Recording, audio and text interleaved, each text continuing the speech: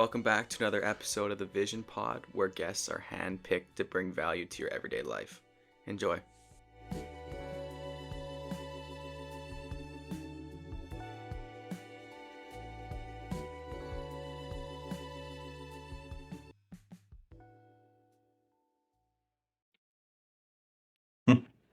Okay, perfect. Today we're here with Matt and Becky. They are missionaries from Asia.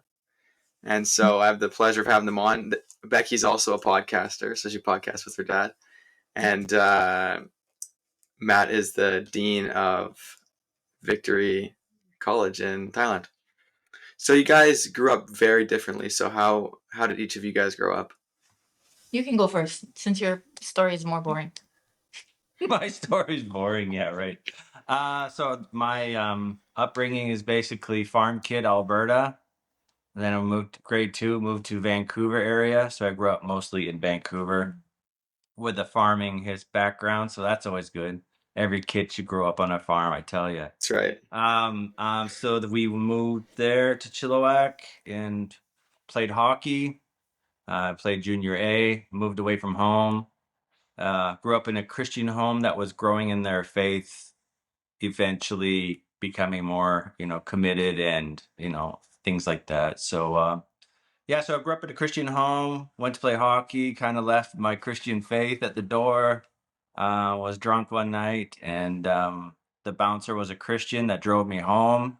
And then he kind of talked to me about Jesus, and I already told him I was a Christian, but I wasn't living like one, pretty much. And so that was kind of like God's way of poking at me and getting me back to start aligning kind of back on what he had for me. So after that, I moved to Lethbridge, and I met Becky there. We were in our 20s, and we eventually got married. She asked me to marry her. And, Really? yeah, she proposed and everything. We have two very different versions of that story. Why? What But it was happened? actually well, when we first met, Matt was actually coming off of, he's trying to get his life right with God again. So here I am, this second generation missionary kid. My friends are all church friends. We're all hanging out together. And he comes in and he's a little bit rough around the edges, right? We go out and he like orders a beer and he like says swear words and he's like smoking and, all of these evil things. So Yeah. we were hanging out in the same church circles, but he just wasn't the picture of the person that I thought I would marry. I actually thought I would never get married, to be honest, because I knew I was called to Thailand. I didn't think I would ever find anybody that wanted to be in Thailand long term. So, but just seeing his heart towards God, his passion and sincerity towards God, like even though he was still trying to figure out where his faith was, he was very committed to following Jesus. And when God spoke to him about something, he would correct, he would change, And I was impressed by that. And I was also impressed by his heart towards other people. He was somebody who was considerate and kind and also very bold. And just, he had such, what's the word? Not so much integrity. I mean, he had integrity too, but he was just real. Like he wasn't faking anything. And I really appreciated that about him. And so then we kind of figured out we were interested in each other. He decided to go to Bible school, which was like awesome because at first he wanted to be like maybe a history professor, And we're dating and I'm thinking, how is this going to work? Because this guy has no idea about vision or direction or purpose. Meanwhile, I'm totally like clear in my vision and direction and purpose, But I had to trust God in the process too. Yeah. And I also wanted to make sure I wasn't moving or making big decisions in my life based on a girl in a certain Right. way. In a way, like a lot of people make decisions just based on like, she's so cute, I think I'm called to this because she's there. But you want to make sure it's like authentically like, hey, we're going in the same direction, which is good. But it's kind of a funny dating relationship because we're both like, we want to see where this is going, but at the same time, we're both like, I don't even know if this is right, So we really had, we had mentors in our life that we were listening to. We had principles and guidelines that we followed. But at the end of the day, he felt like God was calling him to Bible school, which I was like, thumbs up. And then the more he thought about it, he thought of maybe even going to Bible school in Thailand, which is the Bible school my family runs because my parents are missionaries in Thailand, which in my mind, I was like, yay, But I had to let him make that decision. So I never even suggested it. I never even hinted at it. And when he was like, I'm thinking of going to Bible school in Thailand, I was like, well, it's up to you, your call. So try to play it really smooth and cool. But at the end of the day, he ended up going there. And then while he was in Bible school, I went to visit him during Christmas break. And This is her version now. this is my version. And just the way that he was talking had changed, because before there was no like future talk, there was no us in the future. It was still a lot of confusion, but now he was saying, well, when I graduate and when I come back to Canada, we should, and I was like, like, where is this heading in the direction that I think? And so I asked him outright, I said, so does this mean we're going to get married? And he's like, yeah. So I was like, okay, so then, that's it. We're engaged. And I announced it to the world, even though he wasn't. Even though I had no ring. So it wasn't like I got on my knee and proposed. I just Right. asked him, Yes. so is this happening? And he said yes. So that's the Okay. story. So Matt said Yeah. yes. Yes. Matt, I said yes to those. Yeah. And then that night I made him tell my parents. He wasn't prepared for that. It was very awkward. Yeah, it's so awkward asking. Oh, your parents. perfect. Ask Yeah, her I just after the marched fact. him in, Ask him after the marched fact. him into their house and was like, Mom, Dad, Matt has something he wants to tell you. Honey? I'm like, It was great. nothing prepared. That's funny.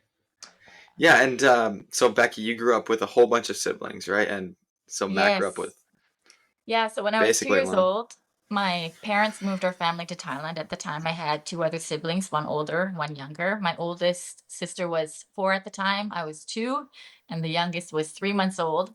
And they moved our whole family to Thailand because God had spoken to their heart to start a children's family, like an orphanage there, from kids who were orphaned from the skirmish around the Vietnam War, and there was a lot of fighting on the Burma-Thai border as well. So we moved our whole family there. And my parents adopted altogether, it was like 28 kids. So it was like 32 or 31 of us all together. Wow. And I basically grew up in Thailand in a huge family, which was a lot of fun. And our life consisted of my Thai siblings went to Thai school. At that time, we did homeschooling because we weren't able to fit into the education system that well at that time. And basically, we, did schooling during the day. And then in the evening and weekends, we did ministry together as a family. My parents were very much evangelistic. We did lots of kids stuff. And in the summer, when school was out for everybody, we would go on crusades with some other missionaries. And so my whole upbringing was being in family and being in ministry pretty much full time.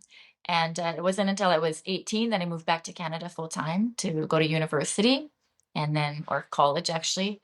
And that's when, I met Matt, and God just had to do some things in my life to help me grow up, be prepared for the ministry that he had for me. And that whole process, he prepared us, equipped us. We got married. We started serving in a church there in Canada. And then after a few years, we felt called to come back to Thailand together. That was in 2005. And we've been here pretty much ever since. We paid off student loans first, so. Yeah. You Yeah. got to get your money Good. in order. Yeah, that's Yeah, right. it's totally different because she had like 33 kids in their house, and I have an older sister that's like 9 years older than me that I grew up with, and then she left, and I'm like only child, and then she comes in, I'm like, dude, I need my space. Like, Yeah. so there's a lot of cultural differences, even though Mhm. yeah, just with that, there's a lot of cultural differences we For have sure. to run through. So And so when you came to Thailand, obviously there's even more cultural differences. So what are some of the main ones that stick out to you?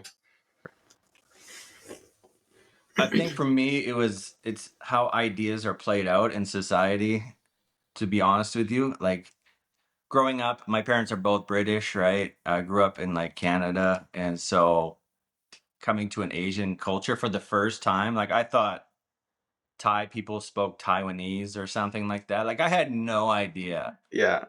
I just went to like one of my father-in-law's mentors, and he says, because I was considering Bible college, and he says, so if you want theological training, you go to one of our schools over here. If you want like missionary training, you go over here, and it's in Thailand. So you can go to Calgary, or you can go to Thailand within the Victory Movement. And so I said, oh, I'll just try Thailand. It seems adventurous. I've never been there. I have no idea what I'm doing, but it's Bible school. That's what I want, right? So Yeah. it's a different place. I'll try it. So yeah, I was really taken back because I just like seeing cultures that are different than mine, and also testing my faith in different areas where I didn't grow up.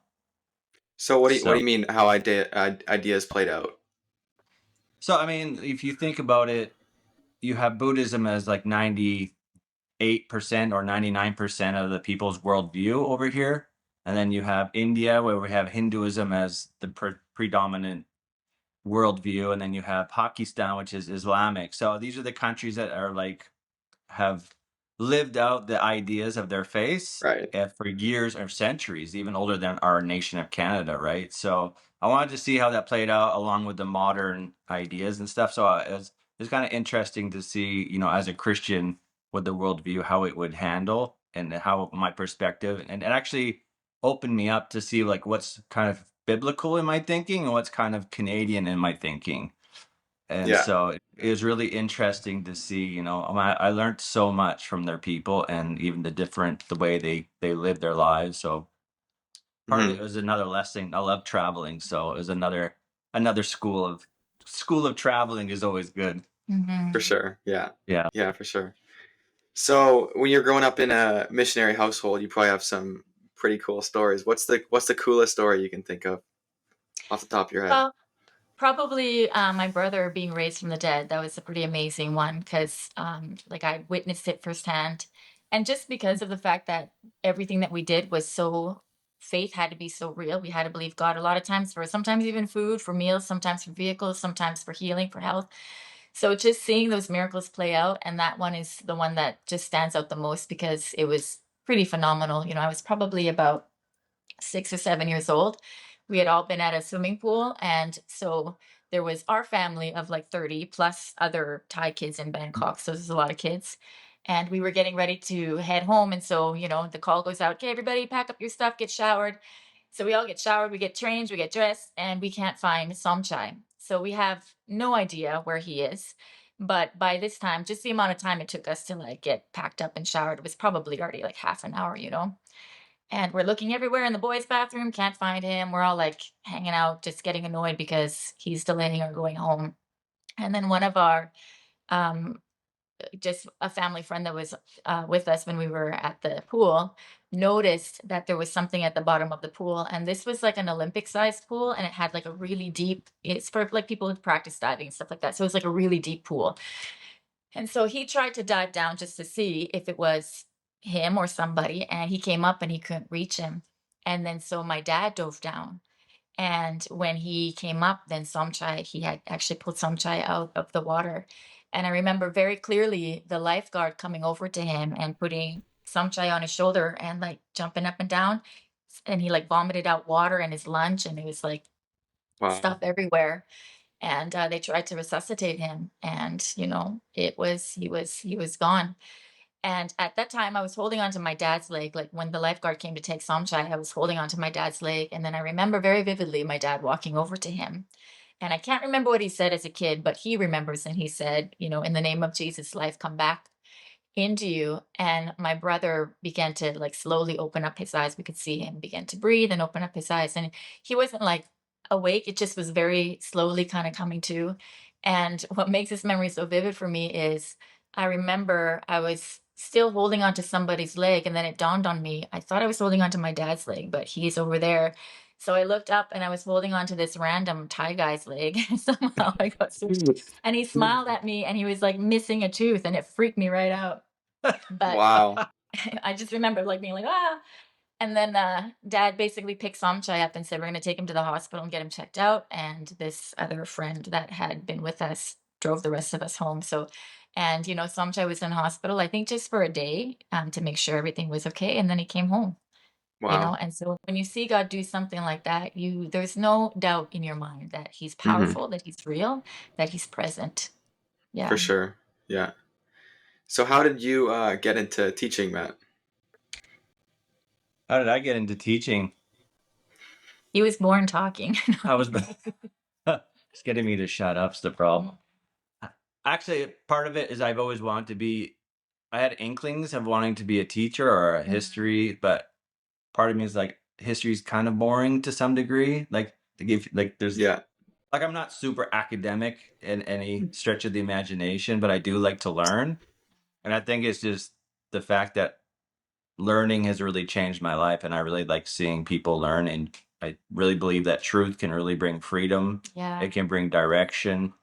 And I really love the fact. I think I was born for it, to be honest with you. It's like part of my gifting. So it's something that's kind of something you, as you work, you kind of unveil it, dig it out.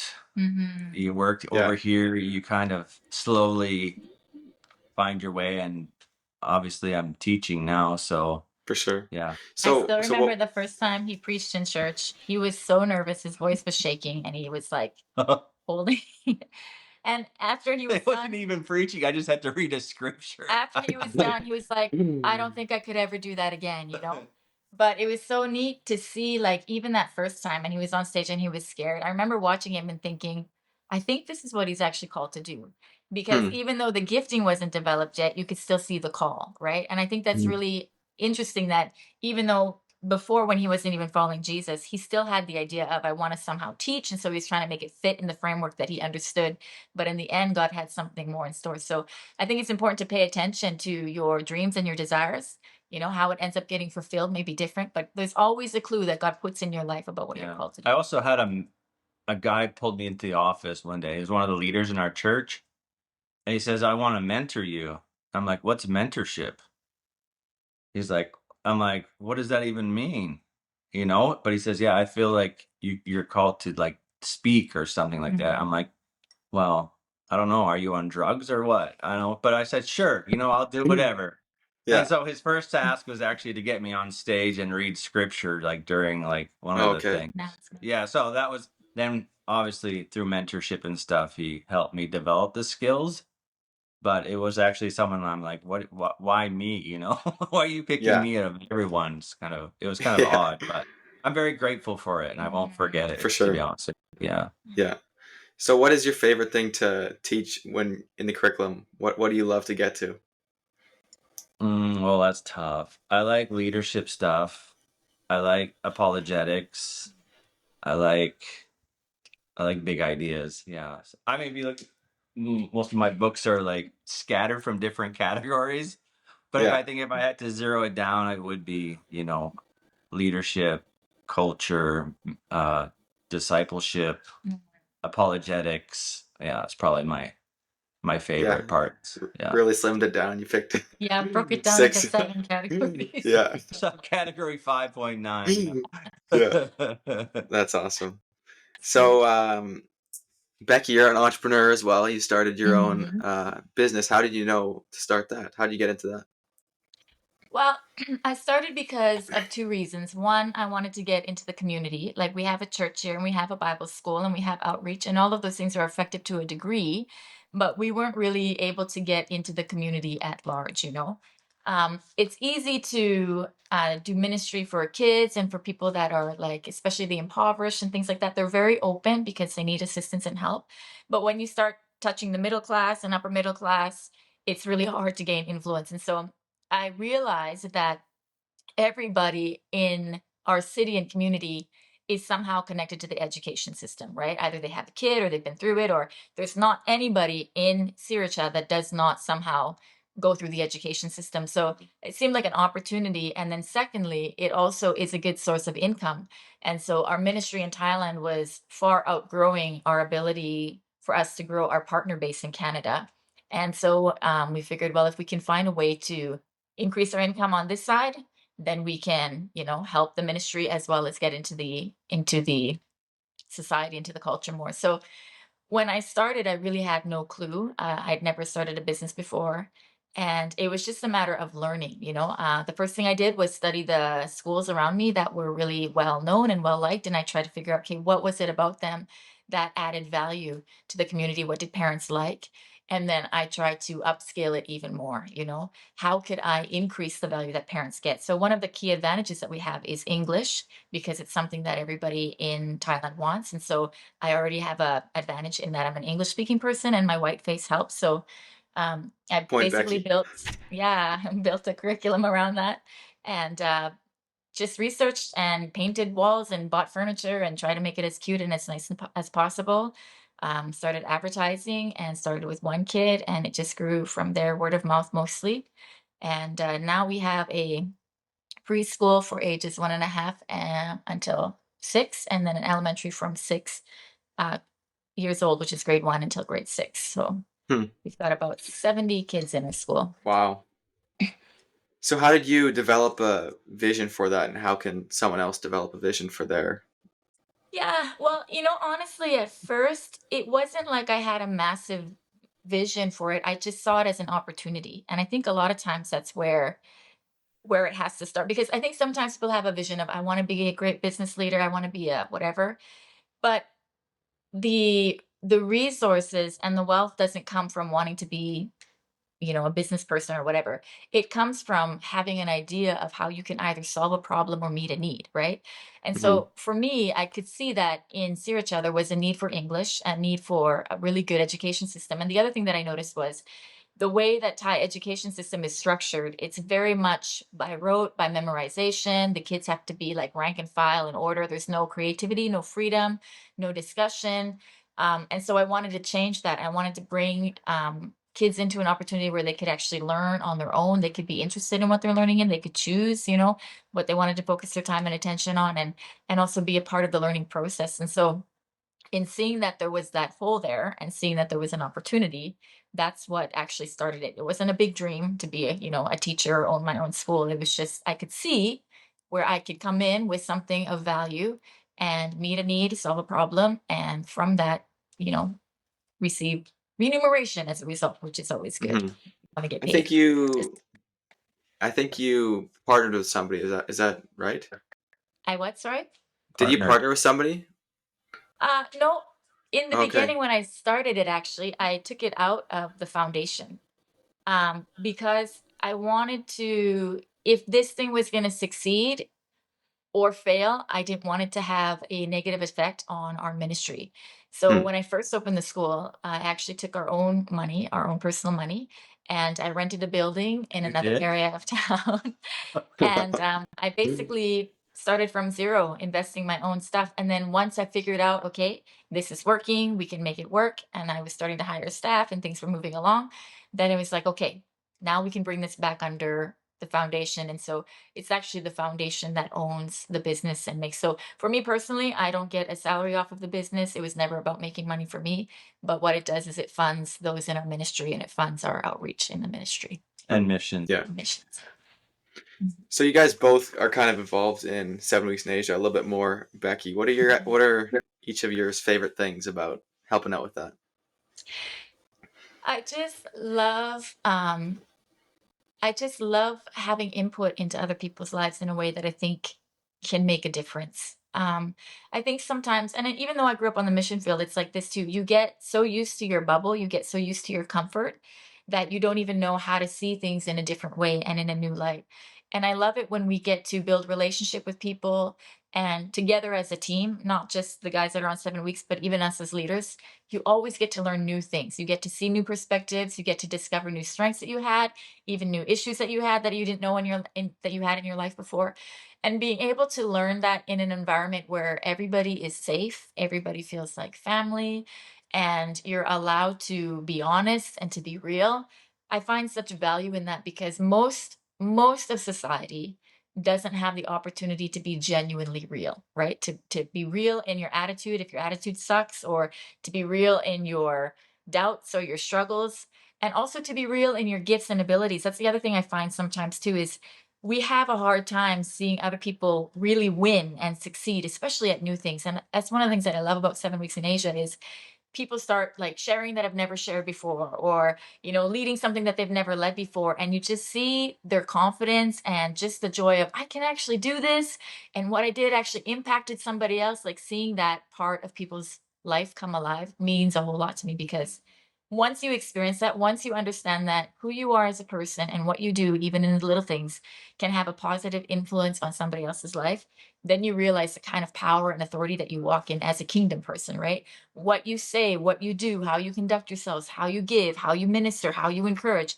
can actually change somebody's life for the better and propel them into something great. So I love that. I love just as a team seeing God use us in all of the aspects, and just seeing us all, do something new.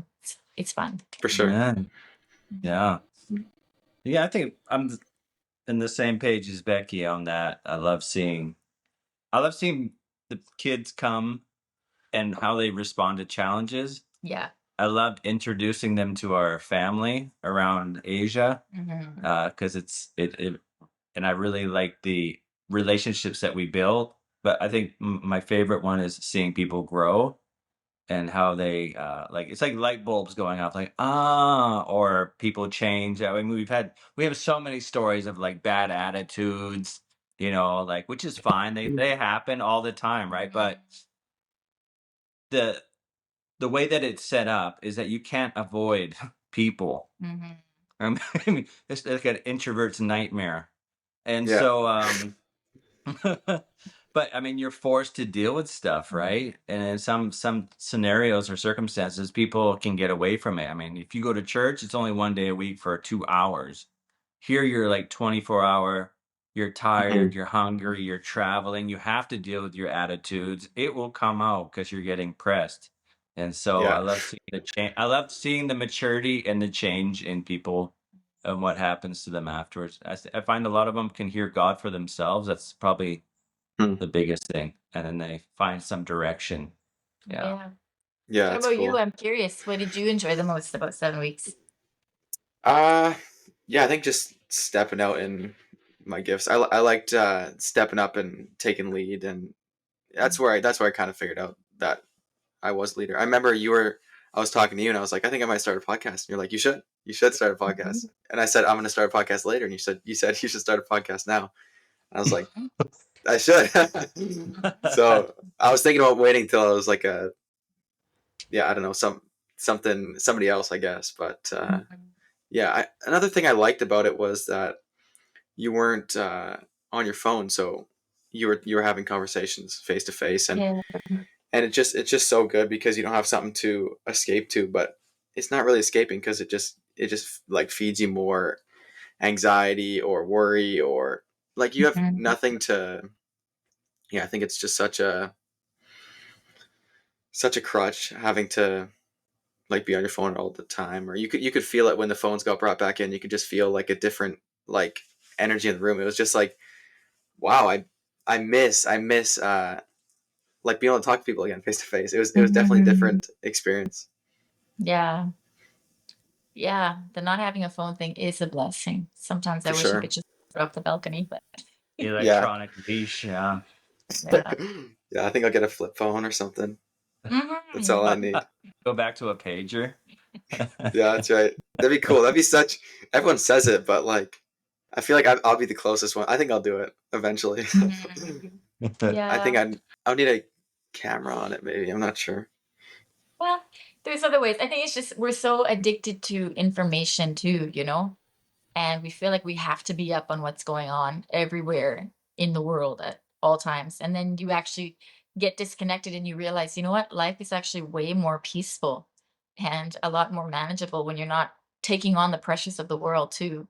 Because I think sometimes we overextend our emotional ability to handle things because we're inundated we're not just worried about our own family or our own home. Now we're worried about Israel and Africa and the US and the UK, and it's just it's not our job to carry those pressures, and I think it Yeah, sometimes encroaches on our it's peace. clutter. Yeah, Yeah, that's right. for Mhm. sure. So, what do you guys? What do you got? You guys got some big plans for this year? Yeah, we do. Matt's parents are actually coming for Christmas, which I'm really looking forward to, and his sister. Okay. Second time in Wow. 21 Crazy. years. Yeah. It's I a got balloons going up now. Whoa. That's crazy. I don't know how you did that, but that's awesome. I celebrate. The internet is partying with us. Celebrate. Yeah. Yeah. So, and then the other thing we've actually got a few awesome things coming up this weekend. We're going to Bangkok for Planet Boom, which is like a Planet Shakers, their youth Okay. concert thing. So our Bible school is going there. We're participating with that. Then in January, we've got like women's conferences coming up. We have a team from the States coming. There's about 13 ladies coming. So we're going to do Yeah. Sriracha, Northern Thailand, and then Philippines. And in March, we're going to do a worship school here. It's the first one we're going to do in our building for like a week. We're going to have churches from all over Thailand come and stay with us. And we're just going to worship together, teach them skills, and, get people more engaged in writing songs for Thailand, for the nation of Thailand. And then in the summer, we've got lots of plans with traveling with the band and the team. So there's always stuff happening, Mhm. always forward momentum. Yeah, there's so many areas, right? And I think one of our highlights is our Victory Asia Summit, which is like all 10 of our nation's leaders come and we meet. Like this year we met in Bangkok. And so it's like a big family reunion. Mhm. It's called Young Lions this year. And so it was basically all the old guys had to sit, and listen to the young guys, which was awesome, right? Because you Yeah, can tell a lot when you listen to what's on their heart, what they get, or what they're seeing too. So, yeah, it was a real encouraging time. It was a lot of great revelation, and Mhm. yeah, the future's bright. So it's for great. sure. Yeah. Yeah. So, what would you guys say are some things to know before you teach or preach? Like, what are some things to help someone out? I think for me, the biggest thing is whatever it is that I'm sharing, it has to be something that God's been speaking to my life or has spoken to my life. I used to go through a season where I would try to have an idea for a sermon and then prepare it, or have an idea for teaching and prepare it. But at the end of the day, if I wasn't attached to it because it meant something to me, it was lifeless. Even if the words were clear and the points were clear and instructive and helpful, because it didn't mean anything to me when I delivered it, I just felt like it was like dead on arrival. So whether I'm teaching English or whether I'm teaching, principles on leadership with the Bible school students, whether I'm teaching worship, it has to be something that's alive in my heart and in my spirit, something that I'm really like passionate about because God's dealt with me about it and I have confidence in what He's spoken in my life. If it's not like a rhema, like a real alive word, it just doesn't have any power Mhm. for me. Well, it's so spiritual. That's true. It's it's funny because she can like read and read and then prepare, and then she drops her notes, and then she rips this like banger sermon, and I'm like I like I have to study, and then I'm like trying to get all my points. So maybe I just have to grow up in some ways like that. But I would agree that it needs to be something that God is speaking to you, and you'll notice that too, even with reading your Bible. There's certain times, certain passages speak to you more than others, or if you're in a different season. Mhm. But I love the fact that, yeah, there's just so much to learn. I think my other tip too, anytime that you're sharing, is you kind of you got to stop thinking about yourself, because a lot of times we kind of get hung up on how is my presentation? What are people thinking about me? Are they enjoying this? Mhm. When I was able to switch my thinking from focus on how I'm delivering this to this is something that somebody needs, and how can I minister to them and how can I connect to your heart? It totally changed the dynamic. It changed my confidence level because number one, I was no longer focused on how I presented. It became irrelevant, and my focus became on meeting the needs of the people that were in front of me. So Yeah. I think when you shift your perspective, that it really isn't about you when you get up on stage, whether you're leading worship or you're preaching or you're teaching, it's really about connecting with the people that are in front of you and how can I empower you? How can I encourage you? How can you understand this thing that's on my heart that I want to give you? And when you change that, people are way more open, because they can feel it. They can really feel it. And the biggest connection point ever, the biggest tip that I give is make eye contact and smile. Hmm. Smiling really disarms people. And sometimes when we're presenting, we're so focused on how we're presenting that we forget what our face looks like and we look grumpy or closed or whatever, But as soon as you look at somebody and you smile, then they feel like, okay, now I can relax. Now I can receive from you. It's not as intimidating. For sure. Yeah. Yeah, It's simple, but it works a lot. for sure. So, what would you guys say to, or what's some advice for someone who just feels like they're kind of stuck and they don't really know where to go, and I don't know, maybe it's just a dead job or something, like they just feel like they can't Mhm. get out. Yeah, I think when you feel stuck, the first thing that you got to do is ask God again, okay, why am I here? Because if there's a specific reason, I mean, it sounds super spiritual, but it has to be that. And sometimes the answer is because you need this job to make money to pay for rent for now, right? Or because this is my opportunity to train you in how to be a leader when you're under poor leadership. There has to be an understanding of what is it that I'm here to do or here to learn. And if you can understand the value of that position, maybe the job's not great, maybe the people that you work with aren't great, maybe the customers aren't great. But if you understand that God's using this to build and develop something in you, then you'll actually receive from that situation, right? A lot of times we think that we grow well in well places, in good places, but the truth of the matter is you grow the most in difficult places. You grow the most in lame places, in boring places, in places that seem like it's dead, because that's where God can really get at the heart of the issue. That's where you can see your deficiencies in your character, maybe the skills that you lack, and things that you need to improve on in your life. So my first thing would be pray and ask God, is there a reason why I'm here, and what is it? And then the second thing would be, what can I do to change my situation, right? If you have a terrible boss and your relationship with your boss is terrible, what is it that I can begin to learn and do to change the circumstance? You're not a victim to the situation that you're in. You're actually a player, and you can do something about it if you want to change it. And in learning how to do those things, that's going to equip you to be the better leader than your boss is, to be the better coworker than your coworkers are, and in learning those skills, you actually end up becoming the person that everybody else values and everybody else eventually follows. And if you're in a place where they will not receive from you, no matter how well you're growing and how well you're doing, eventually they will remove you. They will kick you out, or God will give you the opportunity to move. So find out why you're there, what your purpose is, and then find out what you can do about it. And if it's a place that you can move on from, don't just move on purposelessly. Don't just find another job because this job is hard. Find another job that's going to grow you in the things that you need to grow in. Find another job that's going to challenge you. Don't do the easy thing. You can, but you're going to grow a lot slower, and honestly, it's going to be a lot more boring. Do the thing that challenges you.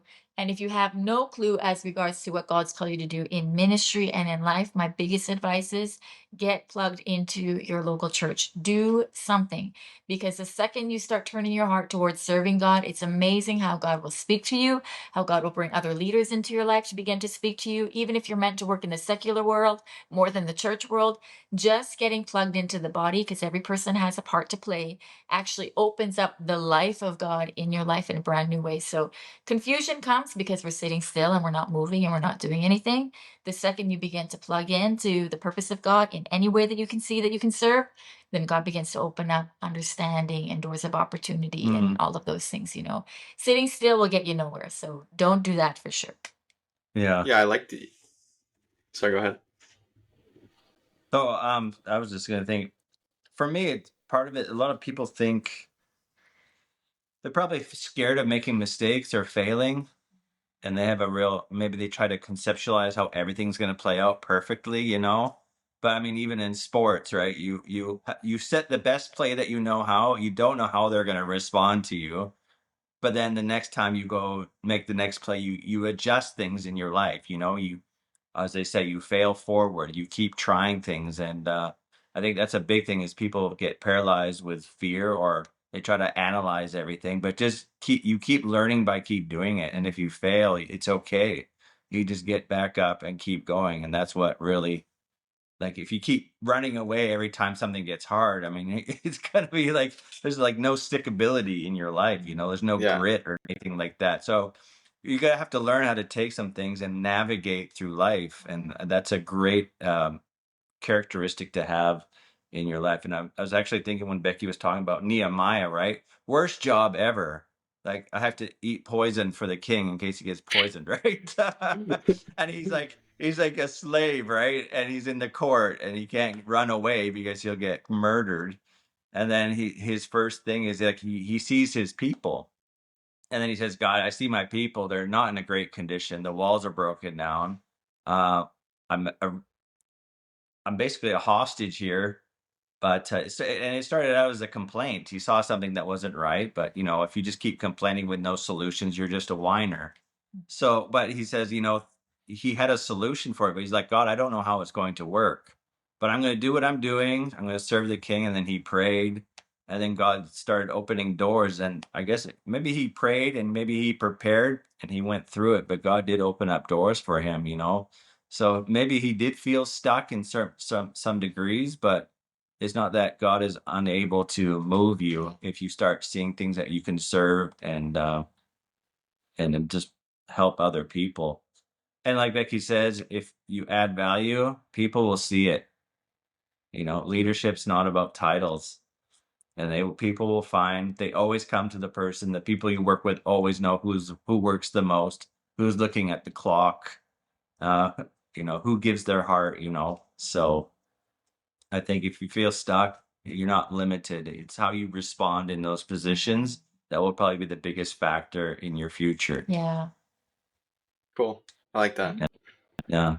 Do you guys have any last things you guys want to share before we shut her down? Yeah.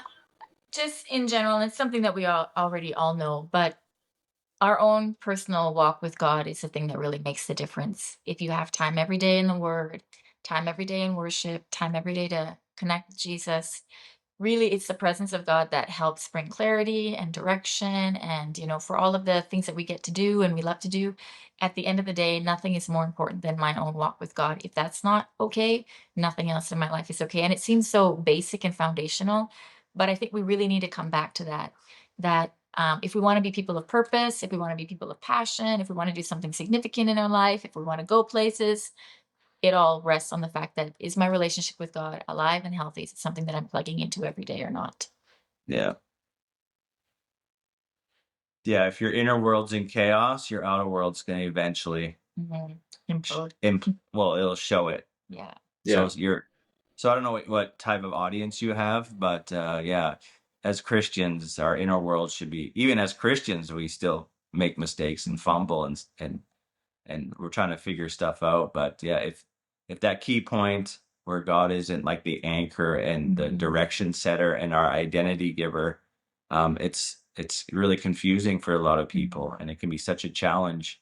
So that would be probably, if your inner world's taken care of, the outer world will take care of itself.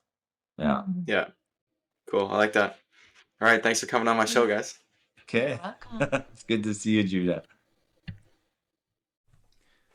Thank you everyone for listening. If you guys learned something or found it interesting, please share the video with someone, as it helps me out a lot. Thanks.